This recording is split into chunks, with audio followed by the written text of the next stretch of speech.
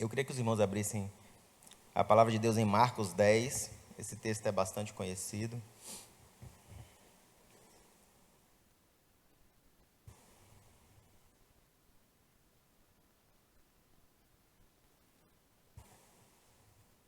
Eu vou ler do 46 ao 52, lá em Marcos 10.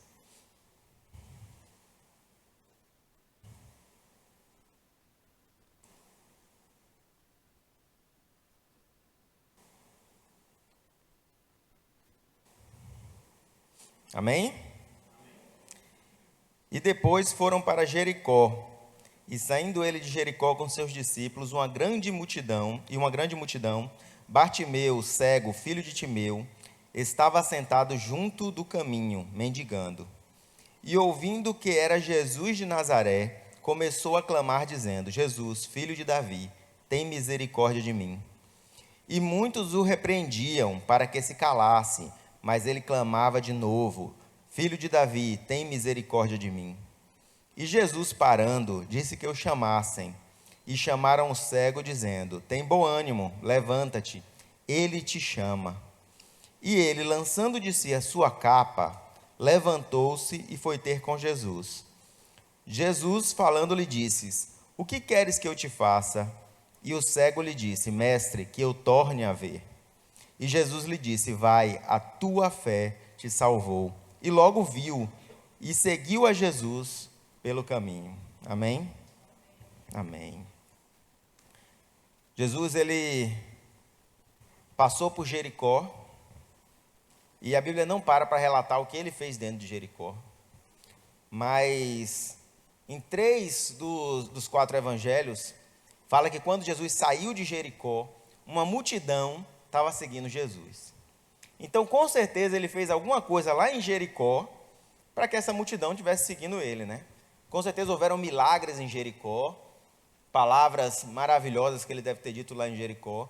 Como a própria Bíblia já disse, fosse relatar tudo que Jesus fez, nos livros do mundo não caberiam os feitos de Cristo Jesus em 3 anos. Então, eles não contaram tudo que Jesus fez ali, mas eu tenho certeza que Jesus fez coisas extraordinárias ali.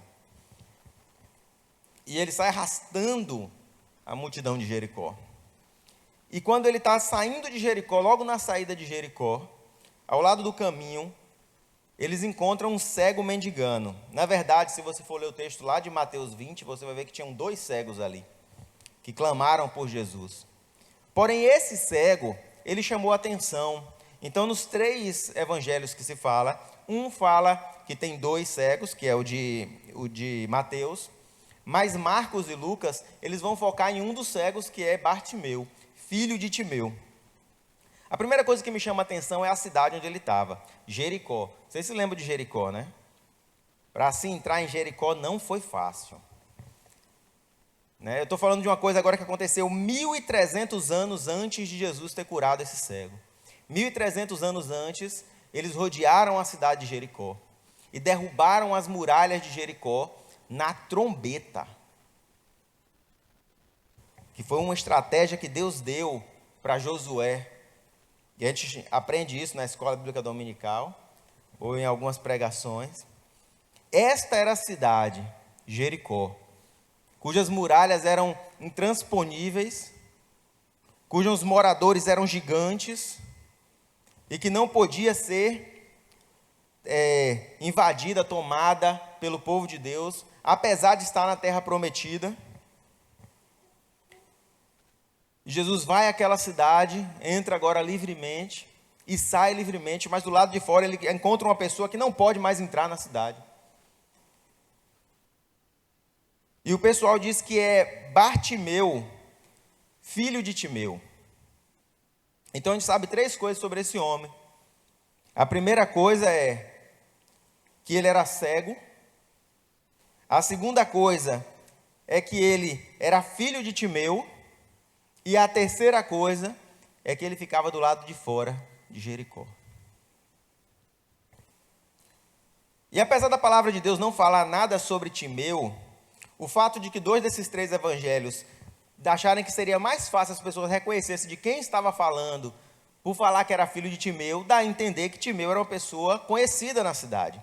O nome Timeu em grego significa honrado, valioso, estimado. Olha que interessante. Porque ele era conhecido como filho de Timeu. E o próprio nome dele era Timeu Júnior, né? Que naquela época não colocava o Júnior no final, ou o filho no final, colocava o bar na frente. Era assim que os gregos faziam. Então, ele era conhecido sim como filho de Timeu, isso estava no próprio nome dele. Ele era conhecido como filho de alguém cujo nome significava honrado, alguém que era conhecido dentro da cidade, mas ele mesmo não estava dentro da cidade, estava do lado de fora, sentado à margem do caminho da cidade de Jericó. Então Jesus passa por ali, e é engraçado até o jogo de palavras que Marcos provavelmente fez sem querer, porque ele fala filho de Timeu, e o grito do filho de Timeu é filho de Davi.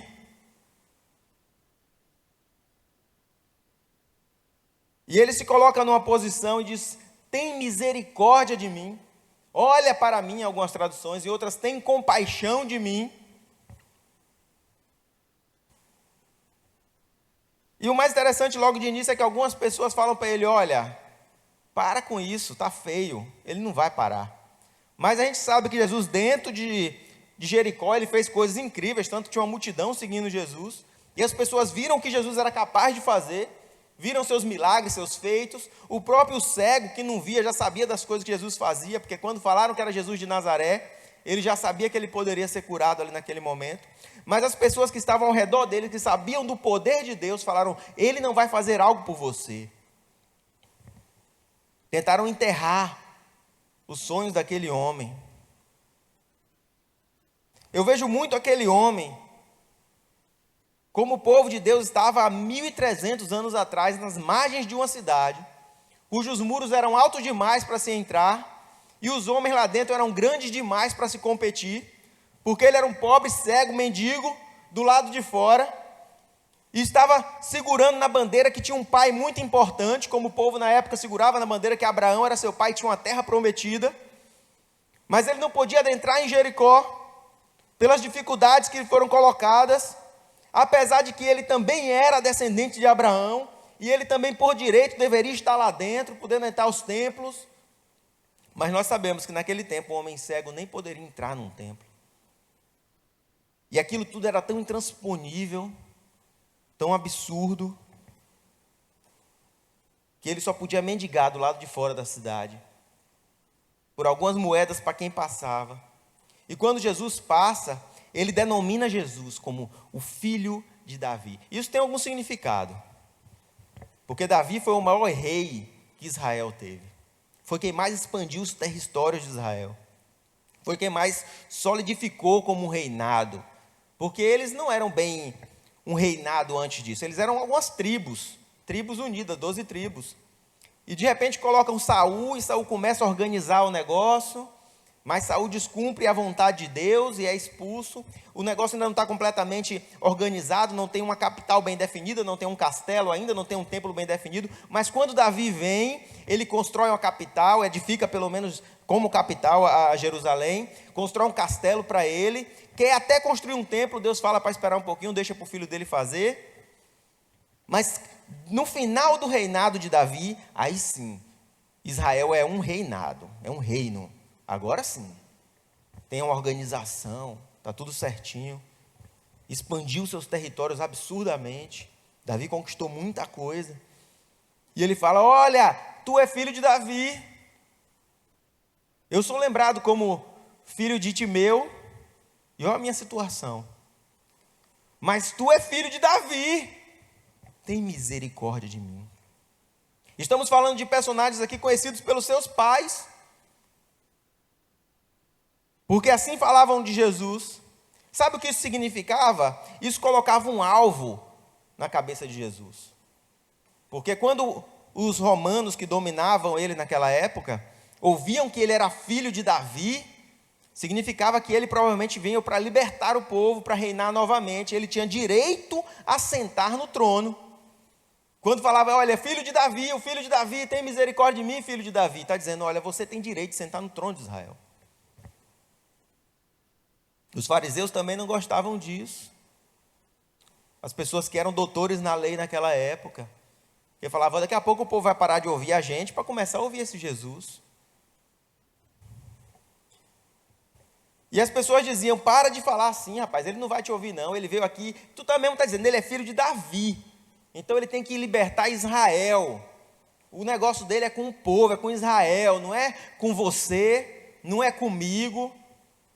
São com as cidades, com a nação de Israel, porque o nome filho de Davi remota a isso, leva a isso.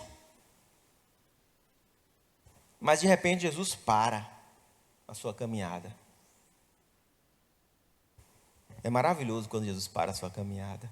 Quando ele está indo curar a filha de Jairo, de repente ele para. Quando ele está passando debaixo da árvore, perto da casa de Zaqueu, ele para. Quando ele está passando nas bordas de Samaria, ele para. E todas as vezes que ele parou, não foi para ter encontro com uma nação, não foi para ter encontro com grandes líderes, não foi para ter um embate de exércitos, mas para conversar, para dar atenção a pessoas simples como eu, como você. Foi para tratar de uma mulher com fluxo de sangue, para tratar de um homem de baixa estatura, que era tido como ladrão no meio do povo, para tratar de um cego, de uma samaritana, o que tira um pouco da conotação dele como filho de Davi. E aí ele pergunta para aquele cego, o que quer que eu te faça? Um filho de Davi perguntando o que é que você quer. Me lembra de outro relato que aconteceu também há muito tempo atrás, quando Absalão se colocou nas portas de Jerusalém. Filho de Davi, esse sim, filho de Davi. E todo mundo que passava nobre para ter uma questão com Davi, ele perguntava, o que você quer? O que é que você está precisando? E na verdade ele tinha a intenção de tomar o reinado do seu pai. E as pessoas, quando viram que era o príncipe, filho de Davi, herdeiro, perguntando, eles contavam o que eles queriam, né? Olha, eu tenho uma causa, que tomaram minha terra, onde era do meu pai há muito tempo, mas essa terra na verdade pertencia a mim, não sei o que lá. E o que é que Absalão falava para ele? Rapaz, se eu fosse juiz, eu te restituiria essa terra. Eu não sei o que meu pai vai fazer, mas se fosse eu ia a seu favor. E aí vinha outro, e ele, mais veneno. Poxa, se eu fosse juiz. Mas sabe o que é que isso mostra? É que o filho de Davi, na verdade, não tinha poder nenhum. O filho de Davi só falava, se eu fosse juiz, se eu fosse rei no lugar do meu pai, se fosse eu que decidisse, mas ele não tinha autoridade, ele queria tomar a autoridade do pai dele. E por isso ele fazia isso com os nobres, para que eles o apoiassem, caso ele quisesse fazer um levante, ou que ele, quando destituísse a Davi, expulsasse Davi dali, os nobres apoiassem ele, falassem, não, deixa ele, porque ele falou que quando ele entrasse ali, ele ia fazer isso por mim. E aqueles casos que se contava a Absalão, era o tipo de coisa que se pediria a Davi. Restitui minha fazenda, diminui os impostos, me ajuda nesse momento de dificuldade, coloca um exército em tal lugar para proteger a minha família, porque aquele lugar está muito perigoso.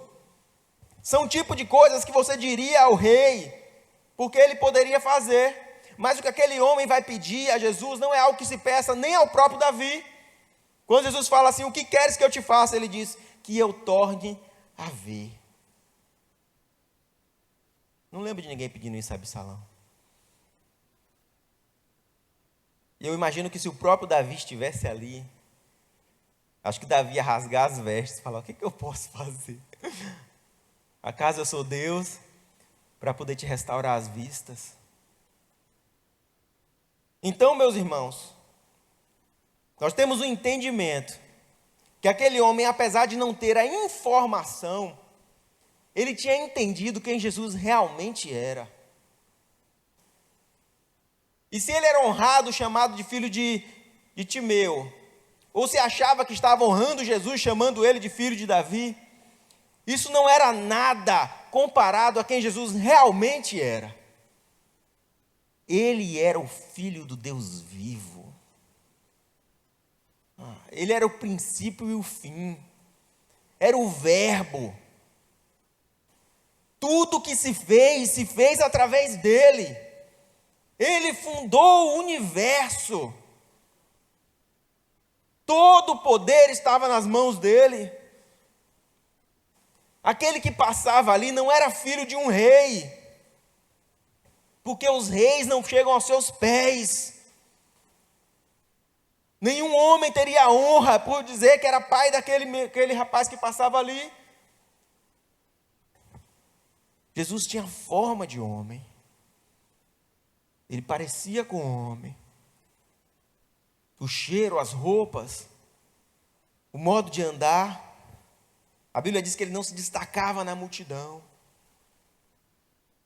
E aquele homem chama filho de Davi, e alguns se incomodam falando: pai, para de chamar ele assim, rapaz, filho de Davi que nada. Achando que seria alguma honra a Jesus ser chamado de filho de Davi. A honra é para Davi. Ele era filho de Deus. E quando pediram ao filho de Davi aquelas coisas, Absalão falava: se eu fosse o rei, se eu fosse o juiz. Mas quando ele pede algo a Jesus, Jesus não precisa falar assim: ah, se eu fosse Deus, se eu estivesse no lugar do meu pai. Muito pelo contrário, sendo igual a Deus, ele não teve o desejo de tomar o lugar de Deus para ele. Mas ele colocou como servo. Que coisa maravilhosa.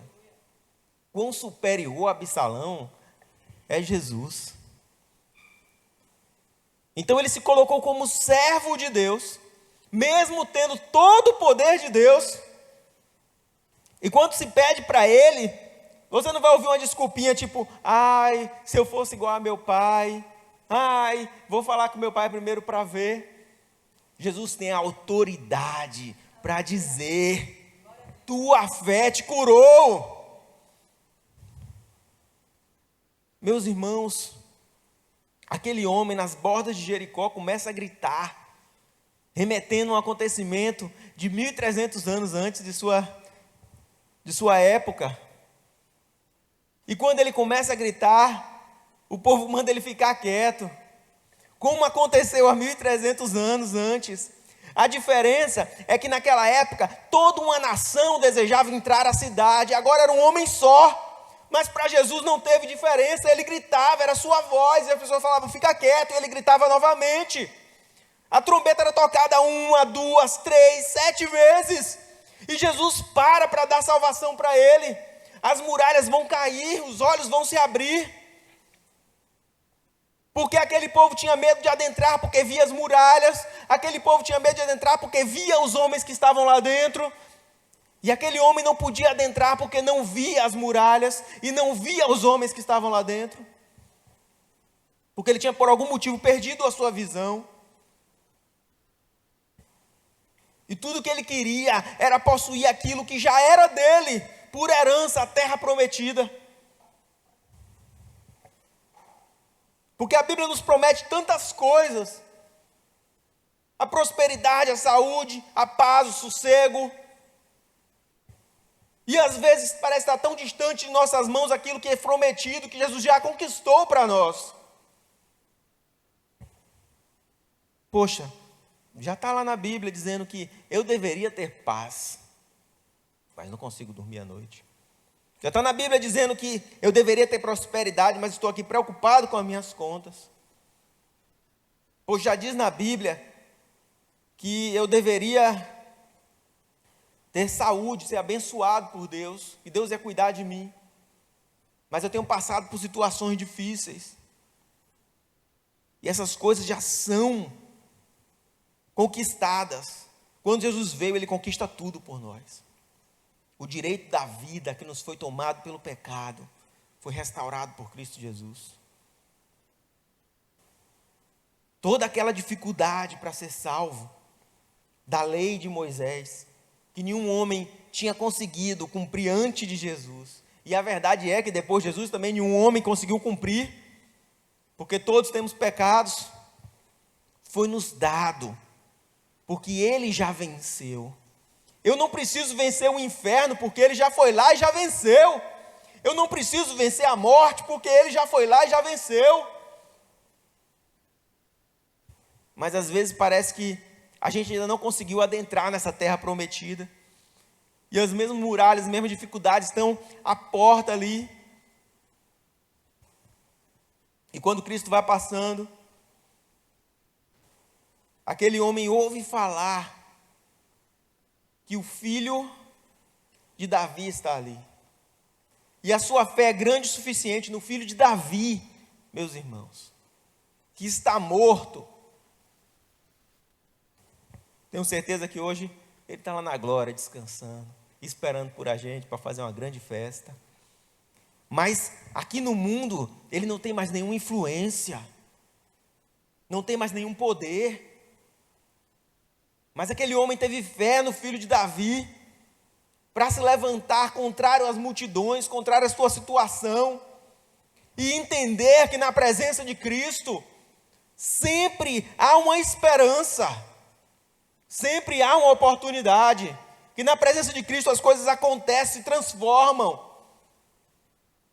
E alguém que é cego começa a clamar: tem misericórdia de mim. E o que ele quer não é uma esmola. O que ele quer não é uma roupa nova. Não é uma posição dentro da cidade. Ele quer voltar a ver. Nenhum homem pode dar isso a ele. Ele quer pedir algo que não se pediria a Davi, que só se pediria a Deus. Esse é Jesus. Ele também passa aqui. Ele está presente nesse lugar. Não há nada que impeça você de clamar por Ele. Não tem ninguém mandando você ficar quieto. O que seria difícil para Ele? O que é impossível? O que é aterrorizante? O que parecem muralhas? O que parecem gigantes? É o próprio Jesus que está ali.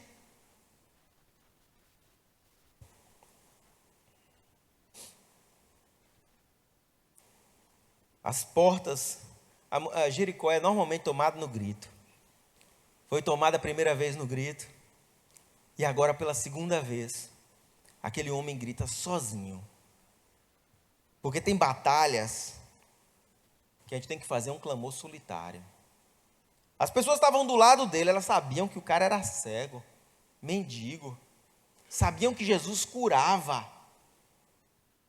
Mas elas não conseguiam fazer a simples ponte de ligar o cego mendigo àquele que cura.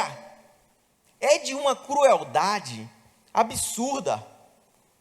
O cara está lá sofrendo, os dois cegos, e gritando. E o povo, em vez de gritar junto, de tentar algo, eles mandam ele ficar quieto. Porque eles não veem Deus como algo pessoal. Eles veem Deus como algo impessoal, como uma entidade cósmica.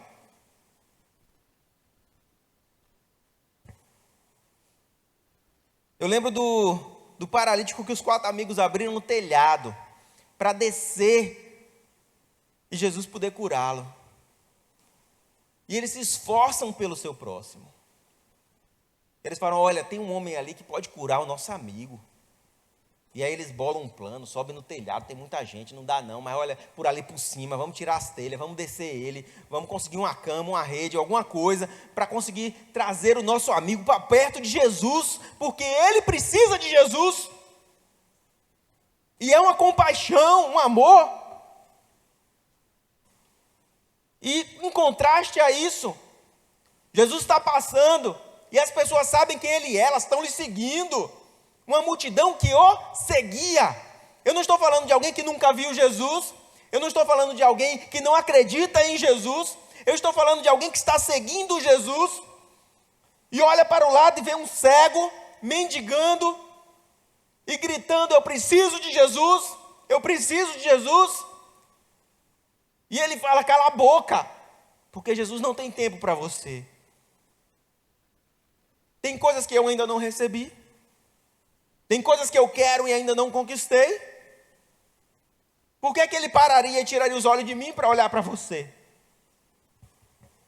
Pessoas que estão morrendo lá fora, indo para o inferno, e precisam de Jesus, estão desesperadas, tentam qualquer coisa, vão para mesas de macumba, vão para o espiritismo, tentando algo, porque estão desesperados. Eles não falam com sua boca, mas se você abrir seus olhos espirituais, os seus ouvidos espirituais, vai ouvir suas almas clamando: eu preciso de Jesus. E o que temos feito? Não, eu estou seguindo Jesus. Eu posso segui-lo a minha vida toda, e mesmo assim está tão distante dele. A multidão espremia Jesus em Cafarnaum. E Jesus para e fala assim: alguém me tocou. Os discípulos dizem: Senhor, tu está cercado pela multidão. E se por um lado é bonito ver a história da mulher que tocou a Jesus, por outro eu fico pensando em quantos estão ali se espremendo com ele e não conseguem tocá-lo. Não conseguem tocá-lo com seus louvores, com as suas orações, com as suas ofertas, porque tudo isso é entregue, mas o seu coração está longe dele. E aí não adianta. Não adianta, mesmo que cantasse com a voz dos anjos, e que derramasse ouro em seu altar, e mesmo que fizesse boas obras pela terra toda, e que vendesse tudo que tem, e desse aos pobres, e mesmo que pregasse o evangelho aos quatro cantos da terra, e mesmo que orasse até perder a voz, até os joelhos ficarem vermelhos, ainda assim, se não houver amor, nada adianta. Ainda assim, não havia amor do povo para com aquele homem. Mas ainda bem que o maior mérito de Jesus não era ser filho de Davi. Ele era ser filho de Deus. Porque o filho de Davi, com certeza, viria para libertar Israel. Mas o filho de Deus, ele veio libertar o filho de Timeu. Ele veio libertar a mim, veio libertar você. Daquelas coisas que para os outros parecem ser coisas pequenas, parecem ser coisas sem importância, mas que machucam a cada um. Veio libertar a gente, da gente mesmo, das nosso orgulho, da nossa vaidade, dos nossos problemas, das coisas que a gente mesmo cria para dificultar a nossa vida. Outro dia na célula eu estava bem falando sobre isso, que alguém falou: mas não foi porque disse que na hora que ia para tal evento lá da igreja, a mulher falou que não era para ir, que tinha outra coisa para fazer, não sei o que lá. Eu falei: até parece. Toda hora é uma desculpa que a pessoa tem para não fazer as coisas dentro da igreja. Mas aquele dia eu tinha que trabalhar. Mas aquele dia eu tinha que não sei o que. Não, eu até ia, mas aí aconteceu tal coisa e tal coisa. Em algum momento, estaremos diante de Deus e não haverá desculpas na nossa boca. Porque é mais fácil mentir para si mesmo do que para Deus, que tudo sabe. Não adianta. O povo já diz, né? Quem quer, dá um jeito. Quem não quer, dá uma desculpa. Isso é sabedoria popular. Quem quer, dá um jeito. Quem não quer, dá uma desculpa. Quando a pessoa quer, meus irmãos, eu vou te falar, coisa difícil é impedir alguém que quer mesmo alguma coisa, conquistar alguma coisa. Ele é capaz de, se a pessoa está focada naquilo ali, se aquilo ali é o objetivo de vida daquela pessoa, não tem como impedir não, vai conquistar. A pessoa: não, eu quero isso, eu foco nisso. Não é quem quer 20 coisas não, meu irmão. É quem quer uma coisa, fala: aquilo ali é a coisa mais importante.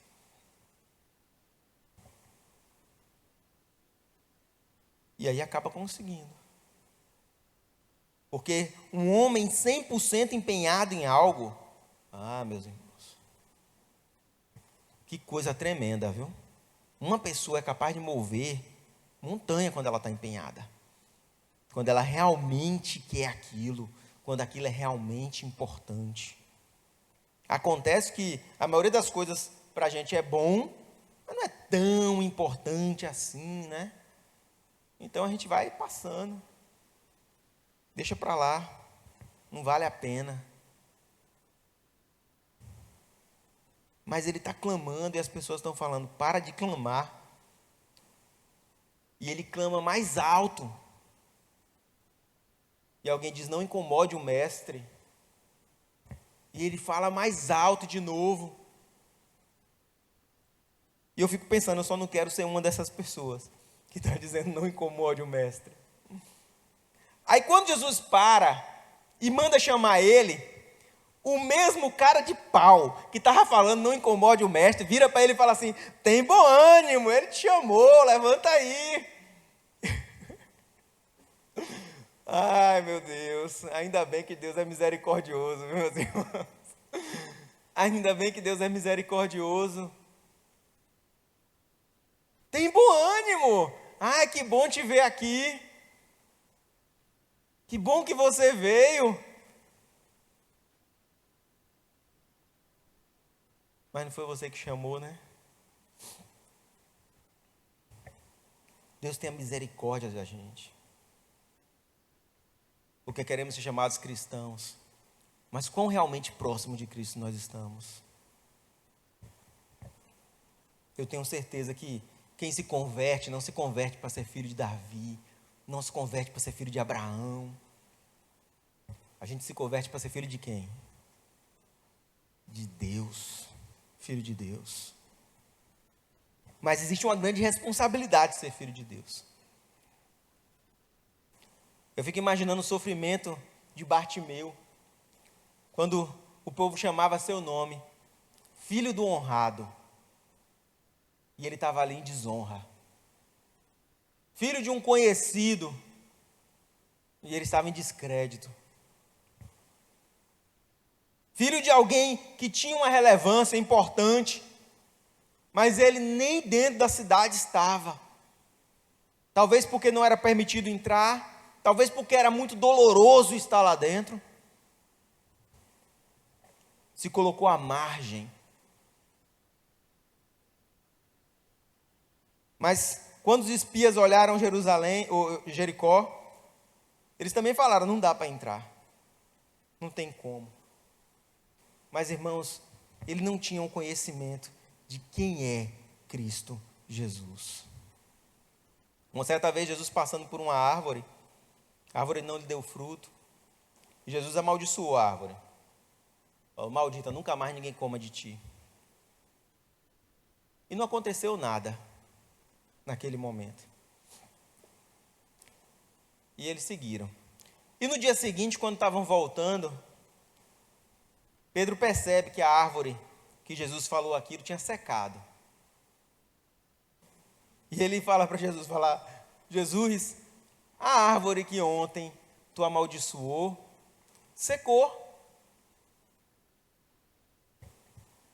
Como se, por algum motivo, a palavra que Jesus disse tivesse alguma chance de não acontecer. Porque eles estavam acostumados, aquele tempo todo, de ver Jesus falando algo, e aquela algo que Jesus falava acontecia na mesma hora que Jesus falava. Falava, levanta, e o cara pulava. Que veja, e o cara via.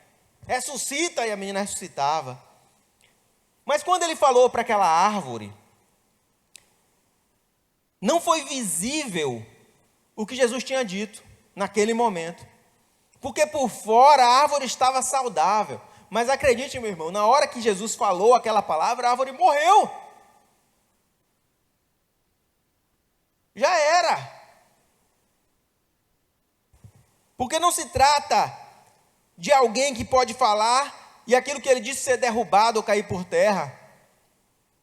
Quando um rei falava algo, um selo selava o que ele disse. E ele não podia voltar atrás. Mas algumas vezes aquilo que o rei falava não se concretizava, porque mesmo sendo rei, ainda assim era humano. Mas aquilo que Jesus fala, meu irmão, não tem como.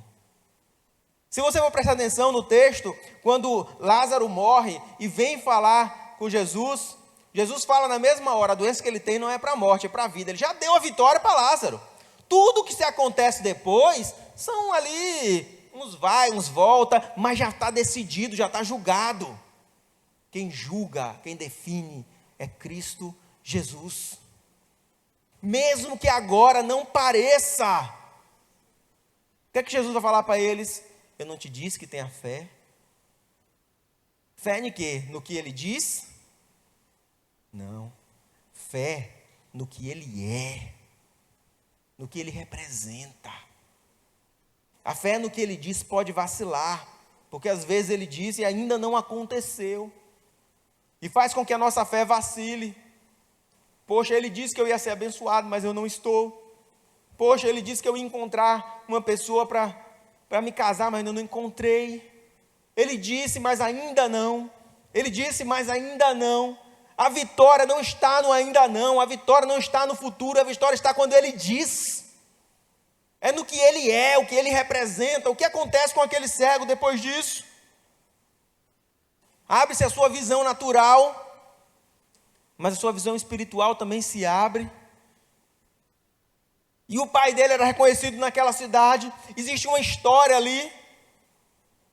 Talvez ele possa voltar agora à sua casa, se apresentar novamente aos seus irmãos, pegar o que é dele por direito. Mas o que ele faz? Quem é que lembra que a gente leu o que ele faz? Ele segue a Jesus. Ele tem um entendimento que talvez o povo de Israel, quando adentrou em Jericó, não teve. A bênção, a glória, o poder, não está naquilo que nos foi dado, mas em quem nos deu. É nele, é sobre ele, tem a ver com ele, é através dele. É melhor estar no inferno com Jesus do que no céu sem ele. Porque aqueles que encontraram com ele no inferno ainda foram convertidos e levados de volta. Mas o que adianta uma eternidade sem a presença dele? Ele é tudo e significa todas as coisas. A Bíblia diz que os homens buscavam a vida. E ele era essa vida que os homens buscavam, a vida abundante. Eu queria que vocês se colocassem de pé.